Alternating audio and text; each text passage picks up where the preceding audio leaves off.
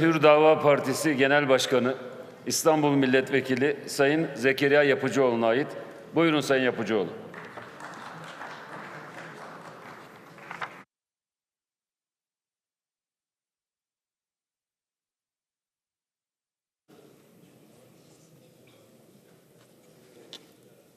Bismillahirrahmanirrahim. Sözlerimin hemen başında 6,2'lik depremle sarsılan İstanbul'daki vatandaşlarımıza geçmiş olsun diyorum. Sayın Başkan, değerli milletvekilleri, Büyük Millet Meclisi'nin açılışının yıl dönümü münasebetiyle özel oturumda bu münasebette söz alabildik. 105 yıl önce Meclis-i Mebusa'nın işgal altındaki payitahtta toplanma imkanı kalmadığında bu millet inancından aldığı güç ve ilhamla Ankara'da dualar, tekbirler, tehliller ve hatm-ı şeriflerle Büyük Millet Meclisi'ni açtı. Millet iradesinin tecelligahı olan bu meclis, istiklal mücadelesinin öncülüğünü de üstlendi. Allah'ın yardımı ve milletin cihadıyla işgal sona erdi.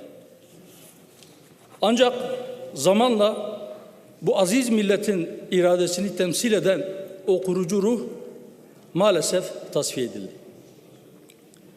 Batı hayranı seçkinlerin iradesi milletin iradesinin yerine zorla ikame edildi. Darbelerle, cuntalarla, vesayet kurumlarıyla halkın iradesi baskılandı, milletin inancı ve medeniyet değerleri hedef alındı. Halen yürürlükte olan Junta Anayasası'na rengini veren ve memleketin bütün temel sorunlarının kaynağını teşkil eden zihniyet kurucu iradeye nispet edilmektedir. Oysa ilk anayasa olan 1921 Anayasası da Cumhuriyet'in ilanından sonra ikinci meclisin kabul ettiği 1924 Anayasası da böyle değildi.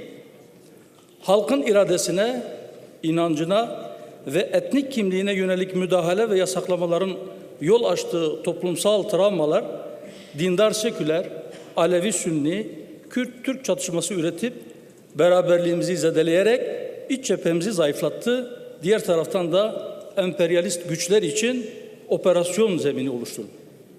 Yeni, adil, bütün vatandaşların hak ve hukukunu güvence altına alan, milleti ve onun değerlerini esas alan toplumu kucaklayıcı bir anayasa yapmak, yeni yüzyılın ilk parlamentosu olarak bizlerin sorumluluğudur. Değerli milletvekilleri, iç cephemizin tahkim edilmesinin yolu, adalet temelinde kardeşlik hukukunu ve sosyal adaleti tesis etmekten geçmektedir. Hiçbir çocuğun yatağa aç girmeyeceği adil bir düzen kurmalıyız. Daha adil yarınları inşa etmek, Buyurun, tamamlayın. adil yarınları inşa etmek hepimizin ortak görevidir. Yeni yüzyılında geride bıraktığımız 100 yıl gibi kayıp bir yüzyıl olmaması için hukuka azami riayeti, ehliyet ve liyakati öncelemeliyiz. Bir yandan maddi kalkınma, ekonomik büyüme ve teknolojik hamlelerle dünya ile rekabet ederken, diğer yandan nesillerimizin manevi gelişimi, inançla yorulmuş bir ahlak anlayışıyla yetişmesi için canla başla çalışmalıyız. Sapkın akımların örgütlü ve sistematik saldırısı altında olan aile kurumunu koruyacak tedbirleri bir an önce hayata geçirmeliyiz.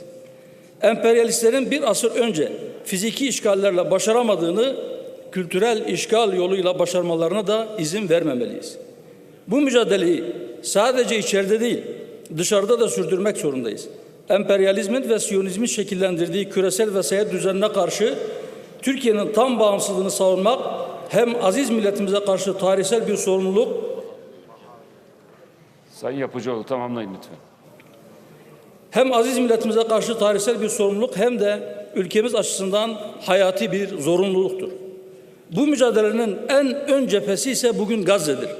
Siyonist terör rejimi Gazze'de 18 aydır kadın, çocuk, yaşlı demeden katliam yaparken bu ateşi tüm bölgeye yaymaya çalışmaktadır.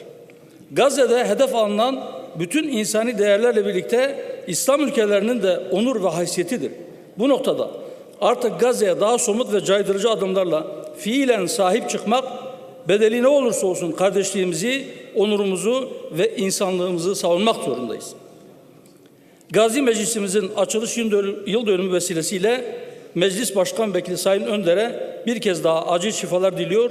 Aziz milletimizi ve kıymetli temsilcilerini hürmet ve muhabbetle selamlıyorum. Teşekkür ederim Sayın Yapıcıoğlu.